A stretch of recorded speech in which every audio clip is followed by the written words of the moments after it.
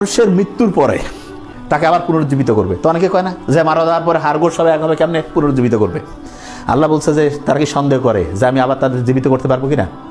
তার আঙ্গুলের ডগা পর্যন্ত আমি পুনর্বিন্যস্ত করতে পারি, এবং এই আঙ্গুলের ডগা পর্যন্ত, আঙ্গুলের ফিঙ্গারপ্রিন্ট, এইটা আল্লাহ কোরআনের মধ্যে যেই জায়গায়, এটা সম্ভবত সূরা কিয়ামার 75 নম্বর সূরা 3-4 নম্বর আয়াতে রয়েছে, তার নামে ঠিক 4 নম্বর আয়াতে ফিঙ্গারপ্রিন্ট। এটা গোটাল কোরআনটাকে যদি শুরু থেকে পড়তে থাকে, একদম শুরু থেকে, তাহলে ঠিক যেই পজিশনে ফিঙ্গারপ্রিন্টের আয়াতটা আল্লাহ দিয়েছেন সেটা হচ্ছে 5555।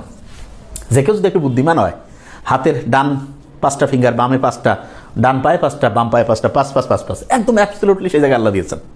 এরপরে আমরা যে কোরআনের দ্বিতীয় যে সূরা আছে, সূরা বাকারা, সেখানে গোটাল মানুষজনের কীরকম জীবনটা কীভাবে চলবে সেটা নিয়ে আল্লাহ গাইডলাইন দিচ্ছে। তা আমরা সাধারণত কী হয় যে একটা প্রতিষ্ঠানে যখন স্টুডেন্টদেরকে আমরা বলি যে এইটাতে তুমি কোর্সে ঢুকতেছো, কী কী পড়বা, কী কী ছাড়বা, তখন আগের কথা বলি, পরের কথা বলি।